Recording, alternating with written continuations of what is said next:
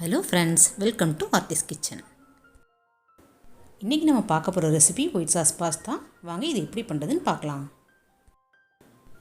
இந்த white sauce pasta சாப்பிட்றதுக்கு நல்ல க்ரீமியாகவும் சீஸ் ஃப்ளேவரோட ரொம்ப நல்லாயிருக்கும். இது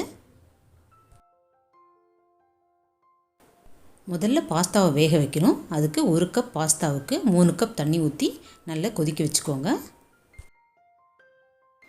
நான் இன்றைக்கி 2 கப் பாஸ்தா எடுத்திருக்கேன். அதனால் 6 கப் தண்ணி ஊற்றிக்கிறேன். நான் இன்றைக்கி மேக்ரோனி பாஸ்தா எடுத்திருக்கேங்க. இப்போது மார்க்கெட்டில் நிறைய வெரைட்டிஸ் கிடைக்குது. உங்களுக்கு என்ன பிடிக்குமோ அதை நீங்கள் சூஸ் பண்ணிக்கோங்க.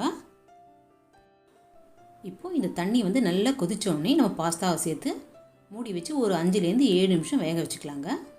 இப்போ பாஸ்தாவை சேர்த்துக்கலாம். இப்போ இந்த பாஸ்தா ஒரு 80% குக் ஆனால் போதுங்க. அது கூடவே 1 ஸ்பூன் ஆயில், 1/2 ஸ்பூன் சால்ட் சேர்த்து நல்லா மிக்ஸ் பண்ணி மூடி போட்டு ஒரு 7 நிமிஷம் வேக வச்சுட்டு அதில் இருக்கிற தண்ணியை ஃபில்டர் பண்ணி எடுத்து வச்சுக்கோங்க.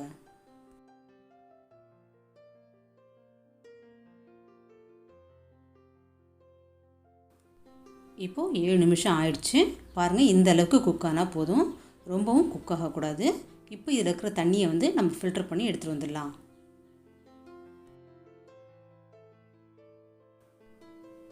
பாருங்கள், அதில் இருக்கிற தண்ணியெல்லாம் ஃபில்டர் பண்ணி எடுத்தாச்சு. பாருங்கள், இந்த மாதிரி தனித்தனியாக இருக்கணும் பாஸ்தா. அப்போ தான் சாப்பிட்றதுக்கு ரொம்ப நல்லாயிருக்கும். இப்போ இந்த பாஸ்தாவோட கொஞ்சம் வெஜிடபிள்ஸ்லாம் சேர்த்துக்கலாம். அதுக்கு ஸ்டவ்வில் ஒரு பேன் வச்சு அதை ஹீட் பண்ணிக்கோங்க. அதில் 1 ஸ்பூன் ஆயில் அல்லது பட்டர் சேர்த்துக்கோங்க. எண்ணெய் காஞ்ச உடனே அதில் நம்ம கட் பண்ணி வச்ச ஒரு வெங்காயம் சேர்த்து லைட்டாக வதக்கிக்கலாம். வெங்காயம் ரொம்ப ப்ரௌனெல்லாம் வதங்கணும் அவசியம் இல்லைங்க. கலர் மாறாமல் ஒரே ஒரு நிமிஷம் வதங்கினா போதும். நான் இன்றைக்கி கேரட், மஷ்ரூம், குடைமிளகாய் எடுத்துருக்கேங்க. நீங்கள் வேறு ஏதாவது காய்கறி சேர்க்குறதா இருந்தாலும் சேர்க்கலாம். Baby corn, sweet corn, beans அந்த மாதிரி காய்கறிலாம் கூட சேர்க்கலாம். அதுவுமே ரொம்ப நல்லாயிருக்கும்.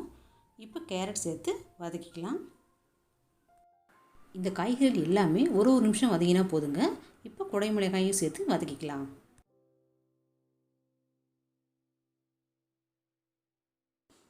இப்போ கடைசியாக ஒரு 1/2 கப் அளவுக்கு நறுக்கின மஷ்ரூம் சேர்த்துக்கலாம். இதையுமே 1 நிமிஷம் வதக்கிக்கோங்க. இப்போ இது கூடவே 1/2 spoon chilli flakes, 1/2 spoon salt, 1/4 spoon pepper powder,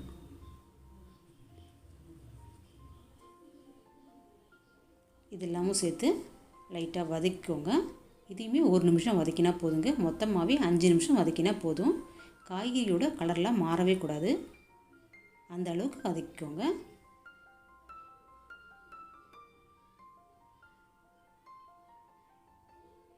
பாருங்கள், இந்த அளவுக்கு வதங்கினா போதும்.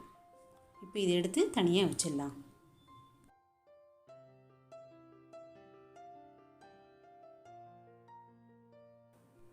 பாருங்கள், காய்கறியோட கலர்லாம் மாறவே இல்லை, இந்த மாதிரி இருக்கணும்.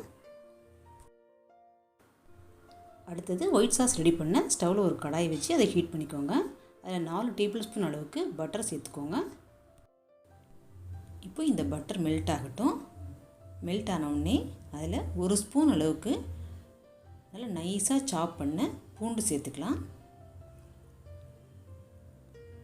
பூண்டு சேர்த்து அதையுமே லைட்டாக ஃப்ரை பண்ணிக்கோங்க. இப்போ பூண்டு லைட்டாக ஃப்ரை ஆகிடுச்சு. இந்த ஸ்டேஜில் நம்ம 4 ஸ்பூன் பட்டர் எடுத்துருக்கோம். அதுக்கு 4 ஸ்பூன் அளவுக்கு மைதா சேர்த்துக்கலாம். மைதா சேர்த்து லைட்டாக ஃப்ரை பண்ணிக்கலாம். ஸ்டவ் ஸ்லோவில் வச்சுக்கோங்க. மைதா ப்ரௌன் கலராக ஆகிடக்கூடாது.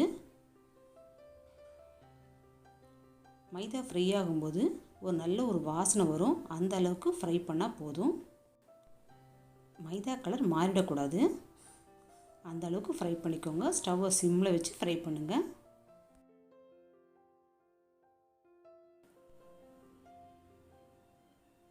இந்த மாதிரி ஸ்லோவாக ஃப்ரை பண்ணிகிட்டே இருங்க. ஸ்டவ் சிம்லேயே வச்சு ஃப்ரை பண்ணிக்கோங்க. இந்த அளவுக்கு ஃப்ரை பண்ணால் போதுங்க. இப்போ இதில் நான் 2.5 கப் பால் சேர்க்க போகிறேங்க. அதாவது 1/2 லிட்டர் இருக்கும். அது ஃபஸ்ட்டு 1 கப் சேர்த்து நல்லா மிக்ஸ் பண்ணிக்கோங்க. அதில் கட்டியெல்லாம் இல்லாத மாதிரி. அதுக்கப்புறமா மீதி இருக்கிற பாலை கொஞ்சம் கொஞ்சமாக சேர்த்துக்கோங்க. இந்த மாதிரி நல்லா ஈவனாக மிக்ஸ் பண்ணி விட்டுக்கோங்க. லம்ப்ஸ் எல்லாம் ஃபார்ம் ஆகாத மாதிரி. இப்போ நம்ம எல்லா பாலுமே சேர்த்துட்டோம். இப்போ இந்த மிக்சரை ஸ்லோ ஃப்ளேமில் வச்சு ஒரு 2 நிமிஷம் கொதிக்க வச்சுக்கோங்க. இப்போ இந்த மிக்சர் வந்து ஒரு க்ரீமி கன்சிஸ்டன்சி வந்துருச்சு. இப்போ இது கூடவே 1/2 ஸ்பூன் சால்ட், மிக்ஸ்டு ஹர்ப் வந்து ஒரு 1/2 ஸ்பூன் சேர்த்துக்கோங்க. அடுத்தது 1/2 ஸ்பூன் அளவுக்கு சில்லி ஃப்ளேக்ஸ் சேர்த்துக்கோங்க.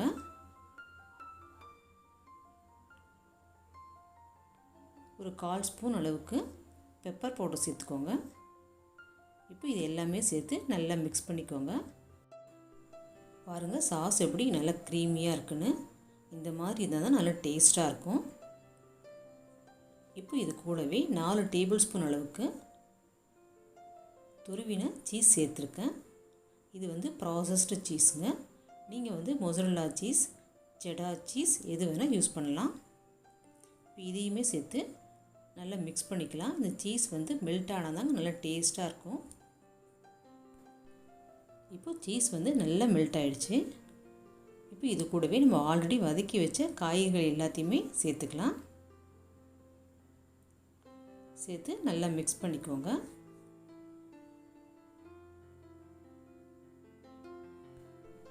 இப்போது காய்கறிகள் எல்லாமே நல்லா மிக்ஸ் பண்ணியாச்சு. இது கூடவே நம்ம வேக வச்ச பாஸ்தாவையும் சேர்த்துக்கலாம். பாஸ்தாவையும் சேர்த்து நல்லா மிக்ஸ் பண்ணிக்கோங்க.